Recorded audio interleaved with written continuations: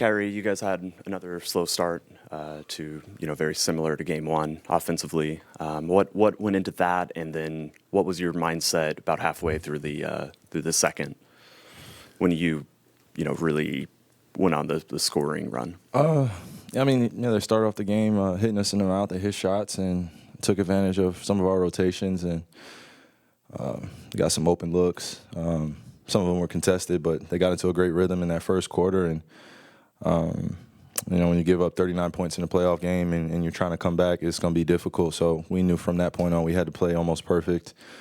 We dug ourselves in a hole, so it was no time to complain about it or look to each other for any excuses. It was just, time to get it going. Fell short, but, this is kind of a consistent thing in this series so far in 2 games, where Kawhi doesn't play again, and then we're just, kind of dealing with the barrage of James Harden and Paul George getting off. And, so we obviously learned from the first time it happened, but I guess we need to go through it a second time as a team. And, don't mistake my laughter for taking it any lightly or anything less or serious. But, in a basketball game like this, it's tough to give a great team like that 39 points and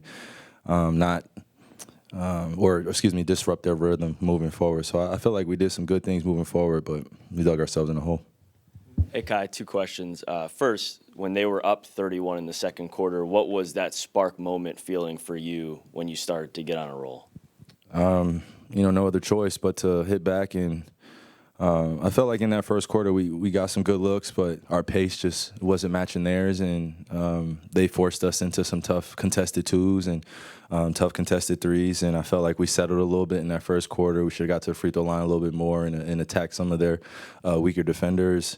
But when you're down 31, especially in a playoff game at home, you have no other choice but to fight back. So I felt like we took some strides in a positive direction on that aspect of responding. But, again, when you give a team like this 39 points and you only score 16, it's going to be tough to get out of that hole. And then with the slow starts, Coach Kidd pointed to the commonality from game 1 to today of the afternoon tip. What, if anything, do you see with that?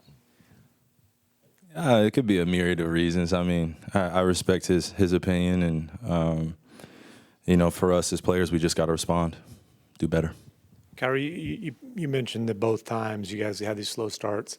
Kawhi is not playing.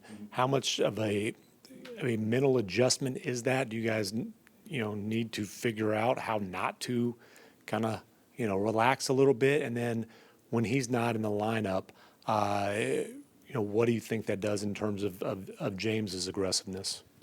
Yeah, when Kawhi's not in the lineup, you can see that almost they're different players to a certain degree. I don't want to disrespect their talent, but I think they play with a little bit more liberation, and they take a lot more tough shots. When Kawhi's out there, I think they're looking to be efficient. They're looking to get each other going a little bit more. But for the second straight game where Kawhi's not playing, we come out, and I don't think we were prepared for some of the shots that they were taking.